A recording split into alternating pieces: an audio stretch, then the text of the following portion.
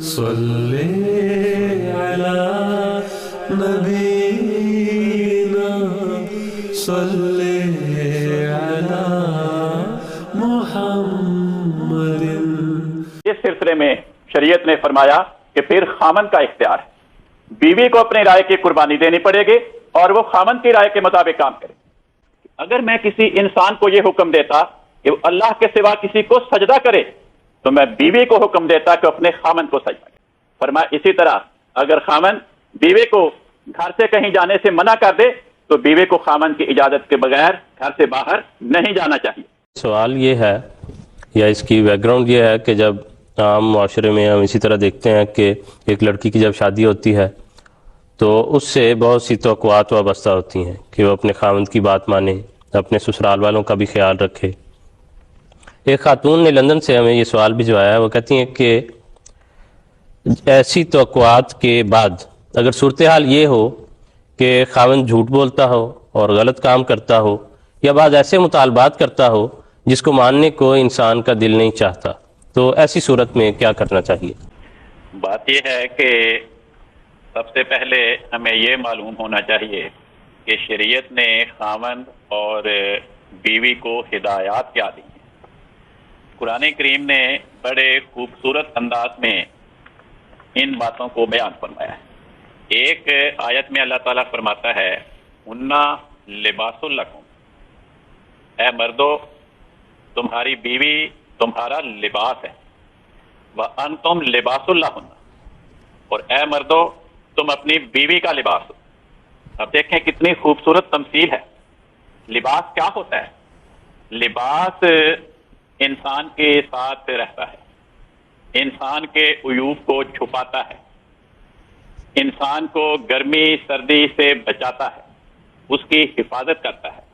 تو اس میں یہ بات بیان کی گئی کہ خاوند اور بیوی کا تعلق آپس میں لباس کی مانند ہونا چاہیے کہ وہ ایک دوسرے کی جسمانی طور پر، ذہنی طور پر، اخلاقی طور پر، روحانی طور پر حفاظت کا سامان کریں، ایک دوسرے کی ضروریات کا خیال رکھیں اور لباس کی طرح ایک دوسرے کے ساتھ محبت و پیار کے ساتھ رہیں۔ جس طرح لباس انسان کے جسم کے عیوب چھپاتا ہے، دوسروں کو نہیں دکھاتا، اسی طرح ایک دوسرے کی کمزوریوں کو چھپائیں۔ لوگوں کے سامنے بیوی اپنے خاوند کی کمزوریاں بیان نہ کرے اور خاوند اپنی بیوی کے عیوب لوگوں کے سامنے بیان نہ کرے۔ اسی طرح ایک آیت میں فرمایا نساؤکم حرث لکم، اے خاوندو تمہاری بیویاں ان کی حیثیت ایک کھیتی کی مانند ہے۔ کوئی بھی عقل مند انسان کوئی ایسا کام نہیں کرتا جس کے نتیجے میں اس کی کھیتی کو نقصان پہنچتا۔ تو اس میں یہ بتایا کہ خاوند کا فرض ہے کہ کوئی ایسا کام نہ کرے جس کے نتیجے میں اس کی بیوی کو کوئی نقصان پہنچے، خواہ وہ جسمانی طور پہ نقصان ہو، اس کے جذبات کے لحاظ سے اسے کوئی نقصان ہو، اسے ذہنی، اخلاقی اور روحانی طور پر کوئی نقصان ہو۔ فرمایا یہ کام خاوند کا نہیں ہے۔ جس طرح ہر کھیتی کا مالک، ہر سمجھدار ذمہ دار اپنی کھیتی کی حفاظت کرتا ہے، اس کی ترقی کی تدبیریں سوچتا ہے، اسے ہر قسم کے نقصانات سے بچاتا ہے، اس طرح ہر خاوند کا فرض ہے کہ اپنی بیوی کے ساتھ وہی سلوک کرے جو سمجھدار ذمہ دار اپنی کھیتی کے ساتھ کرتا ہے۔ انسانی معاشرے میں بعض ایسی خامیاں ہوتی ہیں، کچھ خامیاں بیوی کے اندر ہوں گی، کچھ خاوند کے اندر ہوں گی، تو لباس قرار دے کر فرمایا کہ ان خامیوں کو چھپانا ہے۔ آگے خاوندوں کو بالخصوص مخاطب کر کے فرمایا عاشروہن بالمعروف، بڑے اچھے طریقے کے ساتھ اپنی بیویوں کے ساتھ زندگی بسر کرو۔ باقی رہ گئی یہ بات کہ بیوی میں کوئی ایسا عیب ہے، کوئی ایسی بات ہے جو تمہیں ناپسند ہے، اس کی بابت فرمایا فَإِن كَرِهْتُمُوهُنَّ، اگر تم اپنی بیویوں کو کسی عیب کے بنا پر یا کسی اور سبب سے ناپسند کرو تو فرمایا فَعَسَىٰ أَن تَكْرَهُوا شَيْئًا، ممکن ہے کہ تم کسی چیز کو ناپسند کرو، وَيَجْعَلَ اللَّهُ فِيهِ خَيْرًا كَثِيرًا، اور اللہ تعالیٰ نے اس میں بہت سے خیر کثیر کا سامان ودیت فرمایا ہو۔ تو فرمایا اپنی بیوی کا کوئی عیب دیکھ کر، کوئی خامی دیکھ کر اس کی خوبیوں سے پہلو تہی نہ کرو، اس کی خوبیوں کو نظر انداز نہ کرو۔ تو قرآن کریم فرماتا ہے کہ جب مرد اور عورت رشتہ ازدواج میں منسلک ہوتے ہیں، ایک نیا گھر تعمیر ہوتا ہے، اس گھر کا انتظام چلانے کے لیے، اس زندگی کو خوشگوار بنانے کے لیے ضروری ہے کہ ایک دوسرے کے ساتھ مل جل کر رہا۔ اگر کسی بات میں رائے کا اختلاف ہو تو پھر دو ہی صورتیں تھیں، یا یہ کہا جاتا کہ خاوند اپنی رائے کو چھوڑے اور بیوی کی رائے پہ عمل کرے، یا بیوی اپنی رائے کو چھوڑے اور خاوند کی رائے پہ عمل کرے۔ تو اس سلسلے میں شریعت نے فرمایا کہ پھر خاوند کا اختیار ہے، بیوی کو اپنی رائے کی قربانی دینی پڑے گی اور وہ خاوند کی رائے کے مطابق کام کرے۔ اگر کسی ایک کو اختیار نہ دیا جائے تو گھر کا نظام چل نہیں سکتا۔ کوئی بھی نظام، خواہ گھر کا انتظام ہو، خواہ کسی محلے کا انتظام ہو، کسی ادارے کا انتظام ہو، کسی ملک کا انتظام ہو، کوئی بھی ادارہ، کوئی بھی انتظامی حیثیت جب تک کسی ایک انسان کے پاس حاکمانہ اختیارات نہ ہوں وہ چل نہیں سکتا۔ تو شریعت نے فرمایا کہ ایسی صورت میں خاوند کا حکم ماننا پڑے گا بیوی کو۔ اور وہ احکام کیسے ہیں؟ فرمایا خاوند کی اطاعت کرنی۔ اطاعت کا لفظ یہ قابل غور ہے۔ اطاعت کا لفظ تعاون سے نکلا ہے جس کے معنی ہے خوشی۔ اس حکم کو سن کر دل میں خوشی اور بشاشت کے ساتھ، بشاشت کے جذبات پیدا کر کے اس حکم کی تعمیل کی جائے۔ ہاں، اگر وہ مطالبہ خلاف شریعت ہو تو اس مطالبے کو نہیں ماننا۔ اور حضرت رسول پاک صلی اللہ علیہ وسلم نے ان آیات کی روشنی میں مضمون اخذ کر کے اور وحی خفی سے خدا تعالیٰ سے رہنمائی پا کر جو ہدایات دیں ان کا کچھ تذکرہ میں کرتا ہوں۔ حضرت رسول پاک صلی اللہ علیہ وسلم فرماتے ہیں کہ اگر میں کسی انسان کو یہ حکم دیتا کہ وہ اللہ کے سوا کسی کو سجدہ کرے تو میں بیوی کو حکم دیتا کہ اپنے خاوند کو سجدہ کرے۔ یہ ایک تمثیل ہے بیوی کی خاوند کی اطاعت کرنے کی۔ یہ نہیں فرمایا کہ بیوی اپنے خاوند کو سجدہ کرے جس طرح وہ خدا کی بارگاہ میں سجدہ کرتی ہے، فرمایا وہ تو شرک ہے، لیکن تمثیل کے طور پہ فرمایا کہ اگر خدا کے سوا کسی کو سجدہ کرنا جائز ہوتا تو خاوند اس بات کا حقدار تھا کہ بیوی اس کو سجدہ کرے۔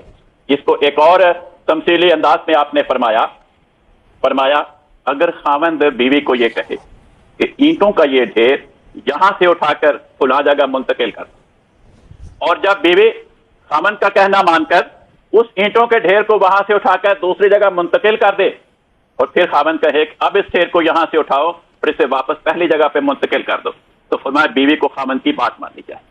یہ تمثیل بیان فرمائی کہ بیوی کو کہاں تک اپنے خاوند کی اطاعت کرنی چاہیے۔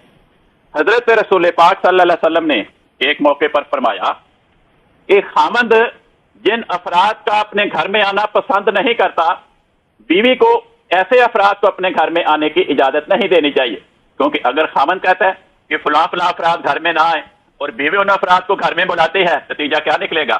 گھر کی فضا میں ناخوشگواری پیدا ہوگی، گھر میں فتنہ و فساد پیدا، جھگڑا پیدا ہوگا اور خوشگوار زندگی وہ تلخی میں تبدیل ہو جائے گی۔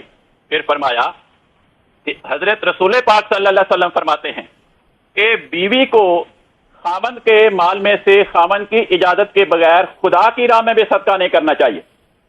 فرمایا اگر خاوند کی اجازت کے بغیر خاوند کے مال میں سے بیوی صدقہ و خیرات کر دے گی تو خاوند کو تو اس کا ثواب مل جائے گا، لیکن جس بیوی نے خاوند کی رضامندی کے بغیر اپنے خاوند کے مال میں سے صدقہ کر دیا اس بیوی کو گناہ ہوگا۔